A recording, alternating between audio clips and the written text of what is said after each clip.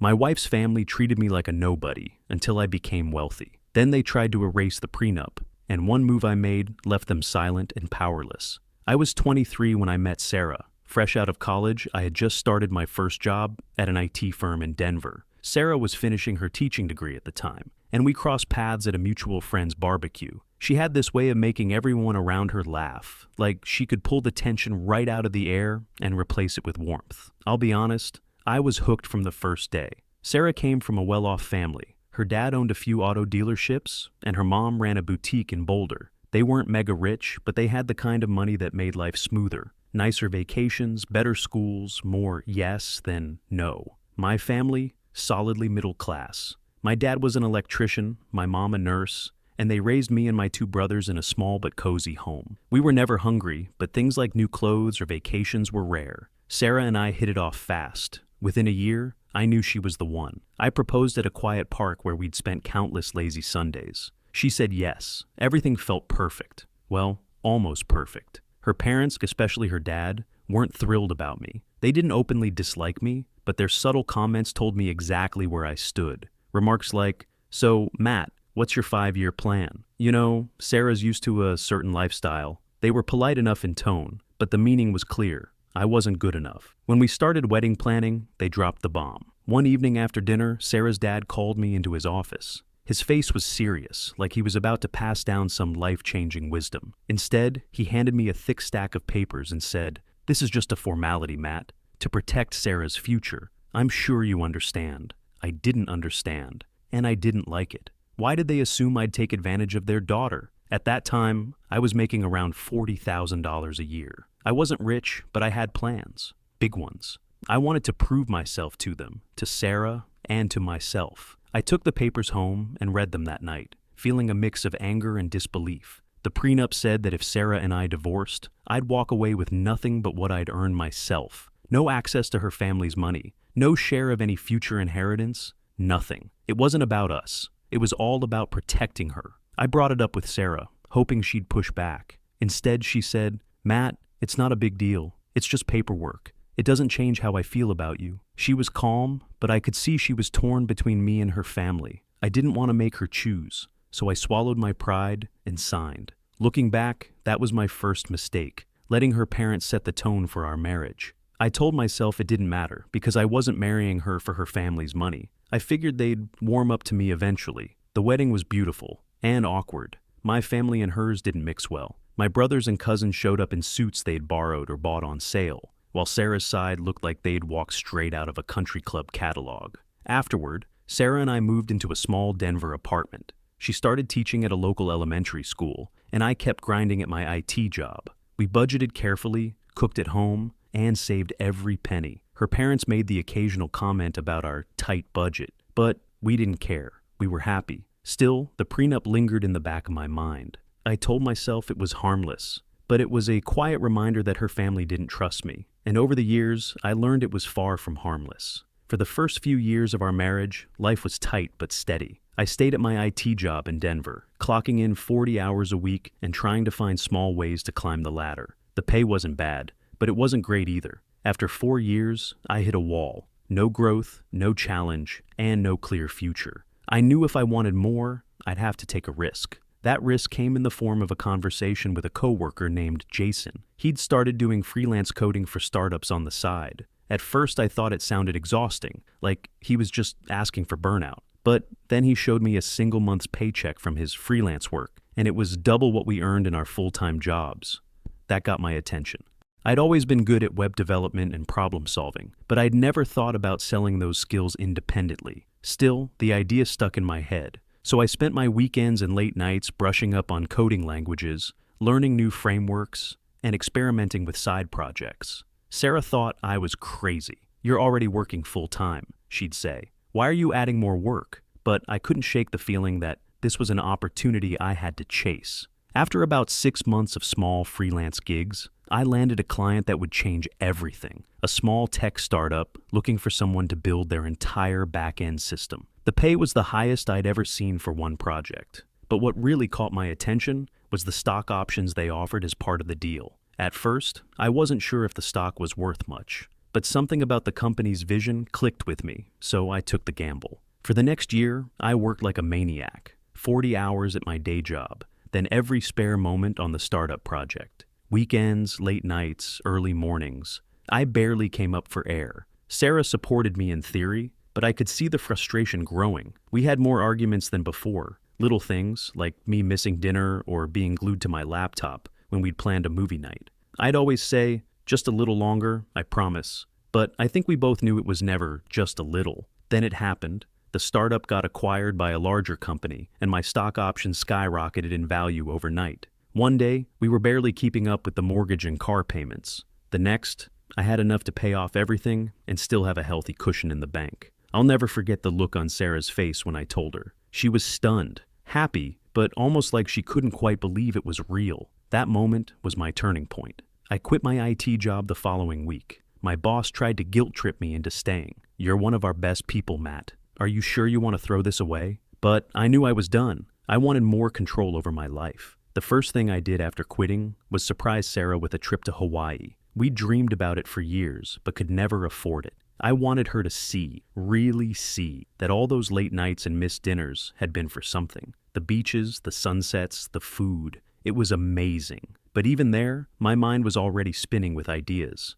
I realized I loved working for myself. The freedom, the challenge, the control. It was addictive. That's when I decided to start my own company. I used part of the startup payout to launch a property management business. Real estate had always interested me, and I saw it as a way to build steady long-term wealth without being chained to a desk. Starting from scratch wasn't easy. There were legal documents, employee management headaches, and endless learning curves. But I attacked it the same way I had with freelancing, reading, attending workshops, leaning on mentors. Slowly, it started to click. By the time I turned 30, the business was doing better than I'd ever imagined. We had a growing client list and a solid team handling most of the day-to-day. For the first time, I wasn't just scraping by. I was comfortable. I thought I'd finally earned Sarah's parents' respect. But what I got instead was something entirely different. It started small. Tom, Sarah's dad, would call me up now and then, asking for my opinion on investment opportunities.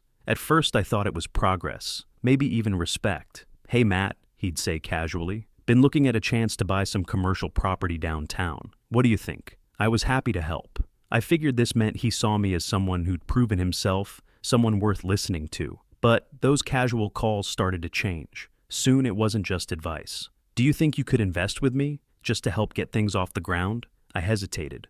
On one hand, he was family. On the other, the deal he described sounded shaky. I told him politely I wasn't in a position to invest at that time. That's when I noticed it, a subtle shift in his tone. The next time we saw each other, there was a coolness, a stiffness. Sarah noticed too. "Did something happen with Dad?" she asked one night. I brushed it off. "Nah, probably just stressed about business stuff." But deep down, I knew it was because I'd said no. Meanwhile, Diane, Sarah's mom, had her own way of turning the screws. She'd drop little comments into conversation. "We're not as young as we used to be, Matt. Sometimes I think about how lucky you and Sarah are to have such a strong financial foundation." Lucky. That word burned. It wasn't luck. It was late nights, sacrifices, and years of grinding. I stayed quiet, though. I didn't want to stir things up. Then one night, Sarah and I went over for dinner. It was the usual steak, small talk, until Tom leaned back in his chair and said, "You know, Matt, I've been thinking about that prenup we made you sign when you and Sarah got married." I froze. I hadn't thought about that piece of paper in years. To me, it was just a formality, something we'd done to appease them, shoved into a drawer and forgotten. "What about it?" I asked cautiously. Tom's voice was calm but deliberate. "Well, don't you think it's a little outdated now? I mean, look at how successful you've become. You've built a great life for my daughter, and I respect that. But it seems unnecessary to keep that document in place anymore, doesn't it?" I glanced at Sarah. She was staring down at her mashed potatoes like they were suddenly fascinating. It was obvious she knew this was coming. "I don't know, Tom," I said carefully. "It hasn't been an issue for us. Why change something that's been working fine?" That's when Diane chimed in. "It's just that things are different now, Matt. When you got married, we were protecting Sarah's future. But now you're doing so well. It feels like the prenup doesn't make sense anymore. You're family after all." There it was. Family. The word they always used when they wanted something, but didn't want to seem pushy. I looked at Sarah again, silently hoping she'd speak up. She didn't. Honestly, I don't see a reason to get rid of it, I finally said. It's not affecting our lives. It's just a piece of paper sitting in a drawer. Tom's smile tightened. Diane shot Sarah a look like, "Can you talk some sense into him?" Nobody pushed it further that night. But on the drive home, I brought it up. "Why didn't you say anything back there?" Sarah sighed, staring out the window. "Because I don't want to be stuck in the middle, Matt. You know how my parents are. They just want what's best for me." "And what about what's best for us?" I countered. "This is our marriage, not theirs. The prenup hasn't been a problem for years. So, why are they so focused on it now?" She didn't have an answer. "Talk to them, okay? Don't stress about it," she said. But I did stress about it. A lot. Over the next few weeks, the pressure kept building. Tom and Diane found ways to bring up the prenup in every conversation, framing it as just something to think about. Sarah's tone shifted too. "You have nothing to lose by canceling it," she'd say. It felt like I was fighting on two fronts, one against her parents and one against her. The breaking point came when Diane called me at the office one afternoon. She started with small talk, but it didn't last. "Matt, I really think you should consider how this looks," she said. "Keeping that document in place makes it seem like you don't trust Sarah, and that's not fair to her." I'd had enough. "With all due respect, Diane, this isn't your decision. Sarah and I are fine with how things are." There was a pause, then the line that chilled me. "Well, if you're so determined to keep it, I guess we'll just have to see how Sarah feels about that in the long run." Not a direct threat, but it might as well have been. That night, I told Sarah what her mom had said. She didn't even look surprised. "They're just worried about me, Matt. They don't mean any harm." That's when I realized this was never just about the prenup. It was about control. Her parents had always influenced her life, and now they were trying to extend that control over me. By this point, the tension in our house was thick enough to cut with a knife. Every time the topic of the prenup came up, and it came up a lot, the arguments got sharper. Sarah's tone had shifted from, "We should discuss this," to, "If you trust me, you'd dissolve it." The last fight before everything changed started when I told her flat out, "This isn't about trust, Sarah. It's about your parents trying to control us." She shot back instantly. "Or maybe it's about you not trusting me. What kind of husband keeps something like this in place after all these years?" That one hit hard. "The prenup hasn't been an issue for years," I said. "So why is it suddenly a problem now? The only thing that's changed is that your parents see dollar signs." She called me paranoid, her new favorite word for me. That was it. I knew we needed a real conversation, away from the constant interference, somewhere without her parents hanging over us like storm clouds. So I suggested we take a trip to the cabin we used to love,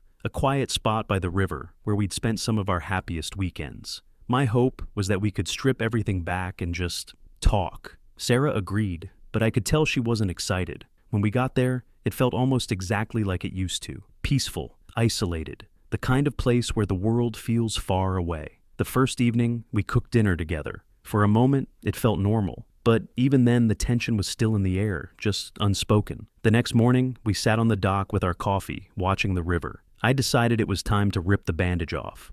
"Sarah, I need to know what's really going on," I said. "Is this about us, or is this about your parents?" She sighed, not even trying to hide her annoyance. "Matt, this is about us. My parents don't control how I think. I'm the one saying the prenup doesn't make sense anymore." I didn't buy it. "Come on, Sarah, let's not pretend your parents haven't been pushing this from the start. They're the ones who made me sign it, and now they're the ones trying to get rid of it. That's not a coincidence." She turned to me, her face serious. "Do you even hear yourself? You're acting like my parents are the villains here, when all they want is what's best for me." "Best for you? What about what's best for us? This isn't their marriage, Sarah. It's ours, and I'm not going to let them dictate how we handle things." That's when she dropped the line that made my blood boil. "Maybe the issue isn't them, Matt. Maybe it's you. Maybe you're so wrapped up in your own insecurities that you can't see how unfair this is to me." "Insecure?" I shot back. "You think I'm insecure because I don't want to tear up an agreement your parents insisted on? The same agreement they made me sign because they didn't trust me?"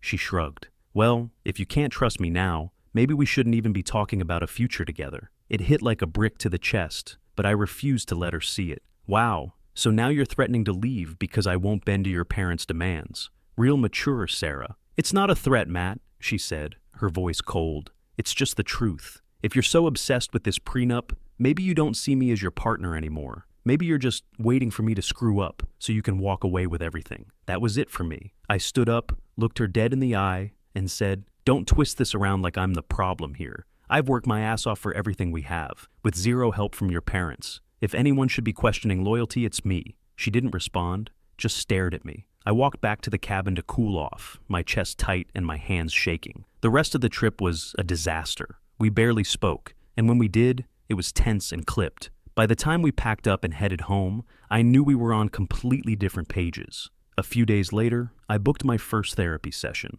I didn't know exactly where things were headed, but I knew I needed a clear head, because I was standing in the middle of a minefield, and one wrong step could blow everything up. I wish I could say things calmed down after the cabin trip. They didn't. If anything, the pressure escalated. It all came to a head on a Wednesday. I got home from work, expecting a quiet evening, and instead found Sarah's entire family sitting in my living room. Her parents, her sister Amy, and Sarah herself. They were all just sitting there, waiting for me, like it was some kind of intervention. The second I walked in, Tom started. "Matt, we've been talking, and it's time to resolve this prenup situation. It's tearing the family apart, and we can't keep living like this." I couldn't believe it.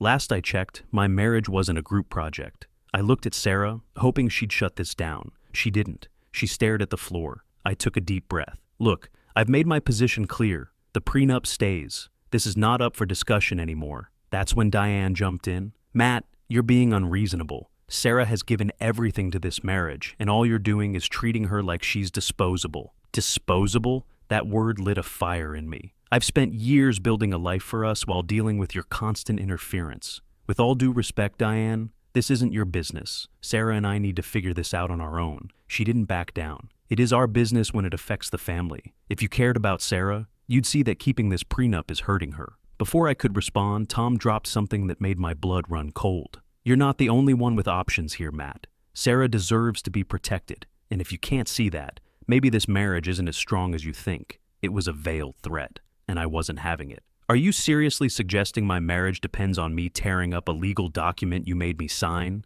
You've got some nerve, Tom." Silence filled the room. Out of the corner of my eye, I saw Amy fidget. She'd always seemed like the odd one out, quieter, less involved in the drama. I didn't think much of it at the time, but looking back, I should have paid more attention. I finally told them all to leave. I wasn't going to sit there and be ganged up on in my own home. Sarah stayed behind. That's when we had one of the worst fights we've ever had. She called me stubborn and selfish. I told her I was done being treated like a walking wallet by her and her parents. It ended with her storming out and saying she was staying at her parents' house for a few days. I didn't stop her. The next day my phone rang. "Amy." We rarely spoke outside of family events, so I was surprised. Her voice was nervous. "Can we meet up in person?" I agreed, thinking maybe she wanted to apologize for the ambush or offer an explanation. We met at a coffee shop. She looked like she hadn't slept in days, kept glancing over her shoulder like she was worried someone would see her. Finally, she leaned in and said, "Matt, I overheard something the other day, and I think you need to know about it." What she told me made my head spin. Apparently, Sarah and her parents had been planning something behind my back for months. Amy had overheard them talking during a family dinner when they thought she wasn't around. "They said the prenup has to go before Sarah can leave you," Amy said, her voice shaking. "They said it's the only way she can get what she deserves." I stared at her, stunned. "Leave me? Why would she want to leave?" Amy hesitated, then dropped the bomb. "Because she's been seeing someone else. My parents know, Matt. That's why they're pushing so hard to cancel the prenup. They think if she divorces you without it, she won't get anything." It felt like the floor dropped out from under me. "Are you sure?" I asked. She nodded. I didn't want to believe it either, but I heard everything. They even talked about how to spin it so it looks like you're the bad guy. I just sat there, trying to process it. Amy looked genuinely upset. "Why are you telling me this?" I finally asked. She sighed. "Because it's not right. You don't deserve this. I've always thought you were a good guy, and I hate how my family's treating you. I don't want to be part of it." I thanked her and promised to keep her out of it. After she left, I sat there for what felt like hours, replaying everything in my head. The late nights I'd worked, the arguments about the prenup, Sarah's sudden change in attitude. It all made sense now. When I got home, I went through our finances. I found charges I didn't recognize, restaurants, hotels, even a couple of jewelry stores. I didn't confront Sarah yet. Instead, I called my lawyer, told them everything. They advised me to stay calm and keep gathering evidence. Easier said than done, because now it wasn't just about a prenup. It was about betrayal, on a level I never saw coming. After Amy's warning, I didn't waste a single day. My lawyer and I moved quickly, working like a well-oiled machine. Between the evidence of Sarah's affair, the shady charges, and proof of her parents' involvement, I knew we had a solid case. When I finally confronted Sarah, she didn't even try to deny it. She cried, played the victim, and threw out every excuse she could think of. "I felt so lonely while you were working all the time," she sobbed. "You cared more about your job than me. I wasn't having it. You don't get to blame me for your choices. I was busting my ass to give us a life most people dream of, and you threw it away." She tried another angle. "Well, maybe if you'd paid more attention to me, I wouldn't have had to look elsewhere." That one stung, but I didn't let it show. "You didn't have to do anything. You made a choice, and now you get to live with the consequences." Then I told her I'd already filed for divorce. The look on her face was priceless, a mix of shock and panic. She tried to act hurt, like she couldn't believe I'd go through with it. Then she shifted tactics again, this time begging. "We can fix this, Matt. We can go to counseling, start fresh, whatever it takes." I shook my head. "Number, there's no fixing this. The trust is gone, and your actions speak louder than any apology ever could." And then came the beauty of it all, the prenup. The same document her family had forced me to sign, the one they'd spent months trying to destroy, became my shield. Thanks to that ironclad agreement, Sarah walked away with nothing. Not a penny of my hard-earned money, no spousal support, no division of assets, nothing. Add her infidelity to the mix, and she didn't have a leg to stand on legally. Her parents were furious. Diane left me multiple voicemails, long, ranting messages about how I was ruining Sarah's life and how I needed to be the bigger person. The nerve of these people. I didn't respond. My lawyer told me to keep everything documented in case they tried anything. But in the end, they backed off once they realized they had no leverage. And then I found out the real reason they were so desperate to get rid of the prenup. Turns out Tom and Diane's financial situation wasn't nearly as good as they made it seem. Their businesses had been bleeding money for years. That polished lifestyle they flaunted, all smoke and mirrors. When Sarah moved back in with them, the cracks showed. She went from living in our beautiful home to crashing in her childhood bedroom. No more designer clothes, spa days, or expensive dinners. From what I've heard, they're all barely keeping up appearances. And it's only a matter of time before the whole thing comes crashing down. And as for the other guy, the one she thought she'd ride off into the sunset with, he ghosted her. Amy told me he was a serial dater with no interest in settling down. He'd just been stringing Sarah along for fun, and when he found out she didn't have access to my money, he vanished. So there she was, jobless, penniless, and stuck with parents who couldn't help her the way they used to. Karma, right? I thought that once the divorce was finalized, that would be the end of it. I was wrong. A few weeks later, Sarah showed up at my office, unannounced. My assistant tried to stop her, but she pushed her way past and walked in like she still had some kind of claim to my time. She looked rough. Her hair was messy, her clothes wrinkled and cheap-looking, a far cry from the polished image she used to project. But what stood out most were her eyes, desperate, almost frantic. "Matt," she said, tears streaming down her face.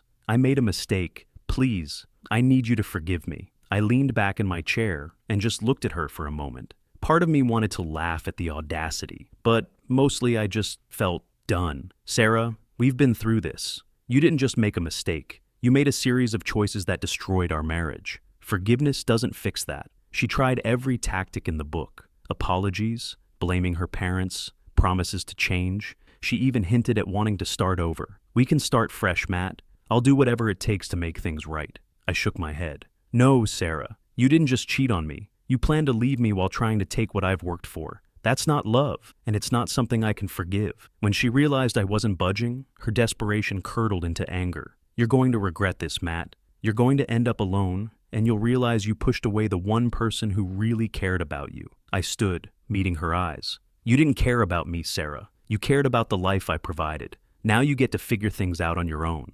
Then I called security and had her escorted out. That was the last time I saw her. Since then, life has been quieter, calmer. Amy and I still keep in touch. She apologized again for her family's behavior, though she didn't need to. She was the only one who had the courage to do the right thing. I'll always be grateful for that. As for Sarah and her parents, I've heard through the grapevine that things are getting worse for them financially. Part of me feels bad for Amy. She's stuck in the middle. But for the rest of them, they made their bed, and now they can lie in it. If there's one thing I've learned from all this, it's that you have to stand your ground. People will try to take advantage of you. They'll manipulate you. They'll guilt you into doing what's best for them, even if it destroys you. But at the end of the day, you have to protect yourself, your self-respect, your boundaries, your future. It's not easy, but it's worth it.